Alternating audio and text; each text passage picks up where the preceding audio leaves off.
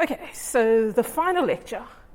What I'm going to do today is give Lorenz's argument that changed the course of the way we look at dynamical systems. It's basically his argument as to why the Lorentz attractor does not admit limit cycles, okay? And as I said, there was a small flaw in the argument that people fixed only very recently, okay? But to fix it was a very complicated thing. So see if you can spot the small flaw. But the value of the argument is that it introduced a whole new way of looking at these systems. It introduced a new way of analyzing it. And for maybe the second time, it made a clear connection between analyzing dynamical systems, which is a differential equation, and looking at iterative maps. Okay. The first example of an iterative map where this actually happens was not Lorentz. It came from Poincaré. Remember when we had the driven oscillator and we had what the map of the trajectory at one point is after 2 pi? That was an example of an iterative map. And so the second example is the one that Lorentz gave.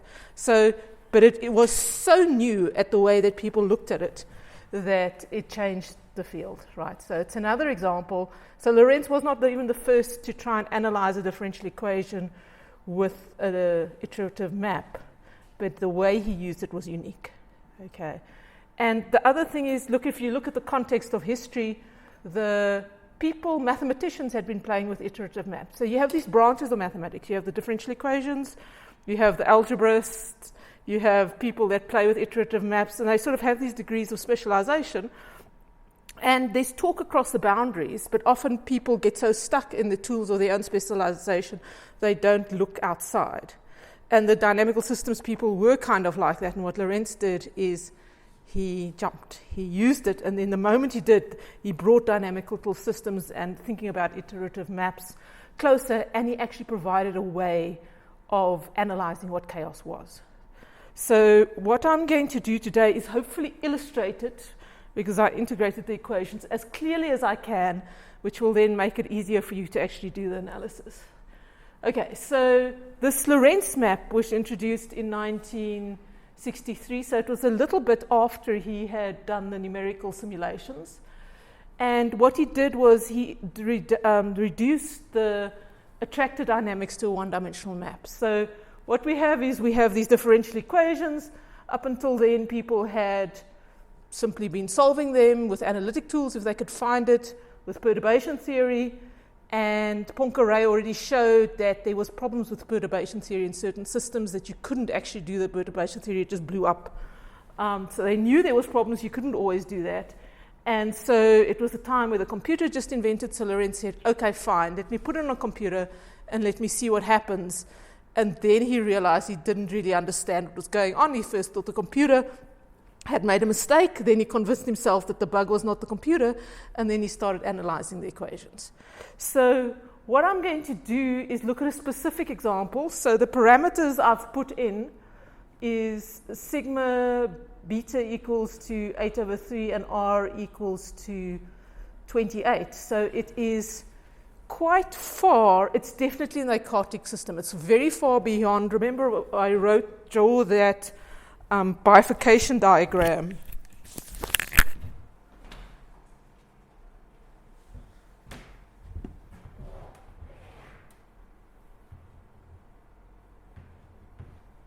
It looked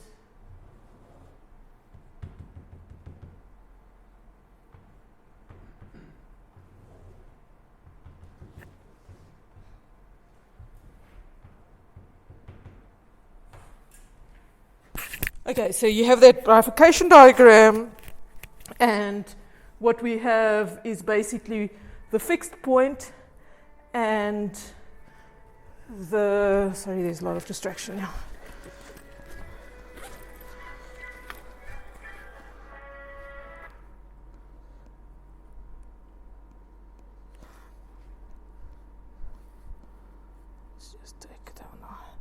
Okay, so you have your bifurcation diagram. You had the origin stable until r equals to 1. Then you had that other constantly rotating solution stable until the Hopf bifurcation took place. Okay, and this is the r parameter. And then, so the R I've chosen for demonstration purposes is way out here. Okay, so it's just to make sure that I am totally chaotic. Okay, and then I want now a way of looking at the solution. And what I'm going to plot is the YZ projection. Okay, so I solve those differential equations. I get my trajectory in X, Y, and Z. And instead of plotting it the three-dimensional thing, I'm going to plot it basically XZ, or sort of YZ, just the YZ plane. So I'm going to look at it basically from the side. And I've chosen this because you can see the two butterflies very nicely. You can see the attractor. So the way I did before I plotted it, I chose any initial condition. I integrated it for a long time because remember we have this thing that the volume will shrink very quickly in time. So I'm sure that if I integrate it for a long time, I'm eventually going to get onto this zero volume thing that I view as the attractor. And so I do that, so I integrate it, say, for 20 seconds. Then I take the value I have there, and I know I'm on my attractor, and then I start integrating it, and I now want to study what happens. So what I'm going to do is up here, I'm going to plot the YZ trajectory, the projection of the trajectory.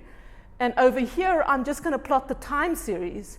In other words, Z as a function of t. Okay, so remember what Lorentz was doing it. He was putting his stuff into the computer. He would give X, Y, and Z to start. He would give the initial time. He would integrate it. And what he would get out is basically 3 columns of numbers. That's what he looked at. And so I want to argue that, in some sense, it was a very natural thing for him to simply plot Z as of t. And it was easier for him to plot that than to plot the trajectory in space. So somehow his restraints that he didn't have all the modern plotting equipment might have helped him. But anyway, let's see what happens. Okay, so let's start. Suppose I start here over there with my initial condition at Z, X and Y. I've integrated a long time, so I know I'm on my attractor. And I'm going to basically integrate it, look at steps until Z gets to a maximum. Okay, so I start there, I get to the point where Z dot is going to 0, and then I'm just going to integrate it to the next step. Okay, just to show you what it is, and I'm going to put in a slightly different color. So you can see here, I integrate up there, I go around again, I integrate the next one. Okay, I integrate the next one. And here you can see it spiraling outward. And remember, we proved that the fixed points that we had here and its friend at minus y that stood over there were unstable in this parameter regime because we see it's beyond our bifurcation point. So we now go out, and we go out, and we go out further, so we can see it's unstable. The spiral is spiraling away from the fixed point, and we know it can't go into infinity because remember the last time we said that there was a trapping region. In other words, there was a giant ellipsoid that you could find that would always have all the trajectories move across it, which was your trapping region. And so we know at some point it's going to go somewhere else. It can't just carry on like this forever. But we go on, it expands, and the point is coming close because I know it always gets weird before it jumps. Okay, and expands, and there we go, and it gets to this maximum value. And what it's going to do then is it jumps to the other attractor. Okay, so you can see here, look, the Z value doesn't capture the fact that it's jumped to the other attractor, so I've just put the jumps in a different color. Okay, so it's jumping to the other attractor. It jumps to a smaller value. It sort of reaches a maximum value. Then the peak has a smaller maximum. It goes around. It again spirals outward because that fixed point is also unstable. It spirals out more. It spirals out more. And eventually it gets to a big value that's sort of close to this maximum value it can attain. And then it's once again going to jump back. Okay, so Lorentz must have been looking at this, plotting the Z, trying to plot that, trying to understand what was going on, and how he would cope with describing this thing. So let's go on for a bit because it's actually quite useful to get a better feel for what happens. Okay, so we've now again jumped into the negative, or C minus, the negative y direction. We're again going to spiral out because remember you always jump and then you spiral out, so we're going to have our maximum point increasing. then when you get to this point, it's again going to jump to the other one, except the weirdness here, it's actually jumped to the other one with a value bigger than it had. Okay, then it's immediately got a big value there, so it's got to jump back. So it goes back there, and then it once again is going to spiral out. So you can see the dark blue is spiraling out. Maybe it makes one, it spirals out, and then it jumps to the other side again. But so it can jump both to a smaller value of y and a larger one. Okay, so it's that one. Because it's a big value, it's immediately going to jump back. So there we go, it's back to the C minus attractor, and that's because it's jumped to a small value, it's now going to spiral out. So it's going to spiral out for a long time, and then eventually gets to the maximum, and again jumps there, it jumps back, it spirals out again, which I've just colored a different color. Okay, and then it jumps to that other side, and then it jumps back, and then it jumps again. Okay, so it has very complicated dynamics, and what Lorentz wanted to do is he knew he had something he couldn't describe. He was brave, he wanted to do something anyway. So what he said, okay, so there's just a few more jumps there. So what he said is, fine, I have this whole string of numbers that I can plot. I can find, it seems to be that the maximum plays a very important role. In some sense, the maximum determines whether or not it's going to jump to another spiral. The maximum also tends to predict what the next maximum is going to be like. So suppose that's the only thing that's important, right? You could have done anything. You could have said the minimum actually also works. But he said it jumps mainly if you have a maximum. And you could have done any other property, but he said, let me use that. So what he did is, he said he's going to denote the nth maximum in Z, or the local maximum in Z, by a number. Okay, so he's going to basically mark out all the maximum, and instead of studying this continuous system in 3 variables, he's going to look only at Z, and he's only going to look at the maximum values of Z. And what he's going to do is he's going to mark up the nth maximum, he's going to denote by NZ, or sorry, Zn. So the next one is then obviously Zn plus 1. And he says, let's see, what's going to happen if I want to make clear how this maximum influences the next one? Okay, and so he wanted to plot Zn plus 1 versus Z. Okay, so how do you do this? Let's start at the first one. Okay, so I just put, this is useful. This line is useful. It's the line where the two are equal. So I had a square scale. But let's start at the first point at Z1. Okay, so there's Z1. I would then want to go to Z2. I'll put that on my y-axis. And then I'm going to plot that point over there. Okay, so that's my first point. Then I'm going to say, okay, but I can do the game again, except that I'm now going to take Z2 down here. So you can see to get Z2 down at the bottom, Z2 is bigger than Z1. So you're going to have to move to this line. You're going to have to go down, and so Z2 is over there. And then the y value, I'm going to make Z3. Okay. Sorry. Let me just do, okay, wait, before I do that one. Okay, so let's just skip ahead and do this random point that I selected here. Suppose, here's an example where Zn plus 1 is smaller than Zn. So what you have is you have Zn, which I've plotted there in purple. Zn plus 1 is now lower than Zn. So it's over there. Okay, and so I plot that dot. So you can see whenever it jumps down from Zn to Zn plus 1, you're going to be below that Z equals to Zn line. So now let me go back to this one and let me just plot all of them as we go along. Okay, so we're back to Z1, Z2.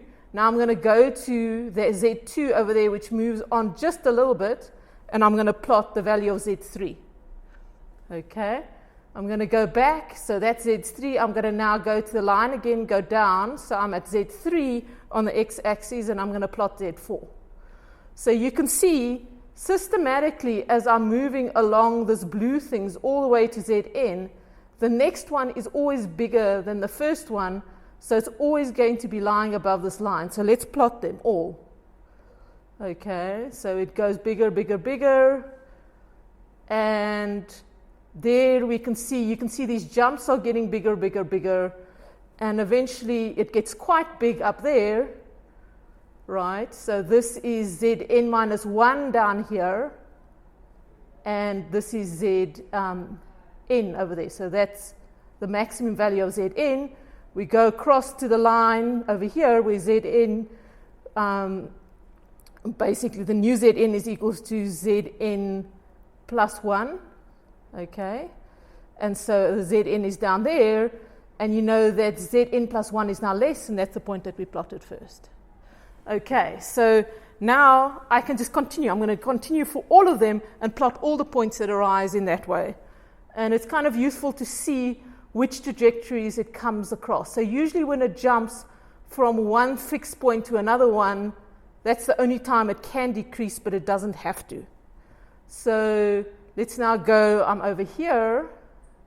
At that point, I'm going to go again, right? So again, we're increasing. Okay. So this Zn, because it's over there, the Zn plus 1 has to go there to get the new Zn down here.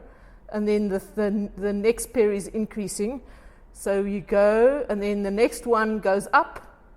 Okay, so we are now over there. And the next one goes up like that. So you see we haven't reached quite the maximum of that one, but we're reaching that point for Zn plus 1. But now, once again, we're going to jump down. And so we have the point over there. Okay, so we've jumped down. Now we're going to go up again. So we go back to the left. So we have 2 more points like that. We get here. Sorry, up there. We get there. We jump. We're over there now. We're going to again jump down. So there we are. And then once again, we have now, we're over there. So we're going to have 2 more points going up there. This is the highest point we've gotten so far. The next one is going to go down very, very low if we plot Zn plus 1 versus Z. And then we're going to have this whole magenta streak as we go along here where we plot those points over there. So there we go. Okay, we go up high, we're there. We jump down low to the magenta point. And then we go back to this thing, the line over there. We're going along there. We get here. We again go from the maximum to decrease. Okay. Then we decrease again. Then we go to this side. And then we once again have red points going up there. So you can get an idea of what this plot does. Okay. The amazing thing that Lorentz noticed was that even though these points come from vastly different, even on occasion different attractors, at very different steps in time, they all appear to lie on a curve. Okay. And that map, or this curve that you can describe in this way, is what they call the Lorentz map. Okay, questions at this point? It's kind of amazing to see how the dynamics over here is the same as the dynamics over there. In many ways, Lorentz was fortunate in the sense the equations are simple. The solution happened to have this Z that behaved kind of specially. There's no reason for it to actually have done that. And he happened to look at the right thing to be able to find something that collapsed on top of each other. Okay, so what he did the next, okay, so let's just get back to what he was plotting this. So here we have, this is not working as well as I thought. Okay, forget the stuff on the right just yet. Okay, so look just at the left. Don't look at that. So here we have where he the same plot I did on the previous slide, but I've just shrunk the size of the dots because I wanted to convince you that it actually lies on what appears to be a line, right? It looks as if there's no thickness. It looks like actually it's a real function as opposed to a scatter plot. And so what he said, the graph has almost no thickness. In fact, no thickness he could measure from the data he was given. And so what he said he's going to do is he's going to treat it as an iterative map. Okay. In other words, he was going to say, I'm going to play a game where I have the iterative map is a game you get where the Zn plus one value is a function of the Zn value. And this function I can obtain simply by joining all these dots. Okay, and people had been playing with these things. Another group of mathematicians with thick glasses stuck away somewhere away from the differential equations people had been playing with these type of maps, and they understood them. In fact, the people that played with them were actually making, in part, numerical schemes to actually analyze things, because this thing is an iterative map. It's a fixed point iteration, that there are nice ways of analyzing it. So he said, I'm going to replace all these dots from my differential equation with this iterative map idea, and I'm going to study that. Okay. And so the key fact that he said is, this seems now kind of simple. It's much easier to study this type of thing than what it is to study the dynamics of the whole dynamical system. What can I learn? And what do people know about these maps? What can I learn about them? And what is applicable to my differential equation? And so that's what we're going to do. And so the key thing that Lorentz did to show that they don't have a limit cycle in that complicated mess was he simply observed that the derivative of f, the absolute value of the derivative of this map that he drew, is always bigger than 1 for all z. And that has an important implication, as we'll see now. Okay, so that's the one thing to observe. Simply look at the derivative. The graph is very, very steep, so the absolute value of the gradient is always bigger than 1.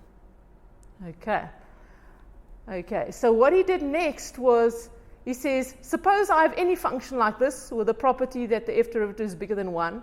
We can now study this, and the way we typically study this is we iterate it to study the dynamics. So much as the way we wrote it, formally the way you study iterative maps is we have this series of numbers, very similar to what Sapizwe did with the Mandelbrot fractal. In fact, this was one of the first jumps between a dynamical system and viewing it this way. So let's look at the series of numbers. Suppose you start with any number z1, then the next number you go to z2, which is simply equals to f of z1, and then you go to z3 is equal to f of z3, and there's a way of analyzing that I'll draw on the board for you after I've finished talking with the slide through. You can do this with a Cobweb diagram. People have been playing with it, and I'll draw you a Cobweb diagram. They're very nice to play with, and they're very simple. Okay, so you can analyze, you can look you can represent that in a Cobweb diagram, and basically what a Cobweb diagram is suppose I start here, right, at Z1. The Cobweb diagram says I go up to Z2, which is the next value. Then I go across to this line to get my next Z2 that I start with. Then I go up to Z3 to the graph. Then I go across the line. And then I go up to the graph, and I go across the line, and I go up to the graph, and I go across the line, and I go up to the graph, and I go across the line, and I go up to the graph, and I go across the line. And then when I get here, it's interesting. Then I go up to the other branch of the graph, then I go across the line, then I go down to the graph, and I go across the line. So it's sort of a game that you play, oscillating between your graph and your line. But I'll draw one for you because it's a nice game. Anyway, so you analyze them with Cobweb diagrams, and you can say certain things. Okay. In particular, there's a special point where when you're analyzing the Cobweb graph, you have that f star is equals to fz. In other words, that point over there. Okay, it's called a fixed point of the iterative map. Okay, when the image of a particular point is the point itself, it's a fixed point. And for this particular graph, it is this thing. And you can see this argument, right? Poincaré used it as well. It depicted the limit cycle. Okay, for Poincaré's map, it depicts a limit cycle also for this map. And let's see why. Okay, so suppose the map of the fixed point is the fixed point itself. So it's where the cobweb hits this curve. And then physically what that means is, suppose we start with Z1 that's basically close to this F star, right? We know that when all the points on this side of the graph I drew previously always jump back to the other side, okay? So we have the next image of this one should be this F2, which should be roughly the same as, Z2, which should be roughly the same as Z1.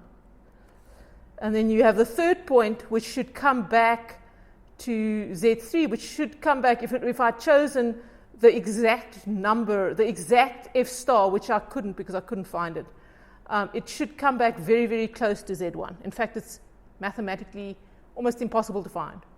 Okay, it's unstable. So what happens is, in physical space, when I'm close to this point, what's going to happen is I'm going to start at a point, I'm going to go to another point the same height, and then I'm going to return to the other point. It's just the way the dynamical system works. And so the orbit that describes that thing is basically this one, if you see from what we were plotting. So in the case where Z3, where it was a true fixed point, right, and Z1 was equals to Z3, that would be a limit cycle. Okay, so the fixed points of this graph are basically these limit cycles. Okay, so you can see the argument, and then he said, I've got this graph, all my limit cycles are going to have the property that Z of, suppose I start at Z1, Z at some P is going to be equals to Z1. Then it's closed, then I have a limit cycle. Okay, and what he wanted to do was rule out that possibility. And he could rule it out, and that's what I'm going to do now. I'm just going to take a few steps back because he showed that this derivative of f of z is bigger than 1. Okay, so I'm going to at least stop the demonstration video now, and then I'm going to go to the chalkboard and actually start writing things down because it's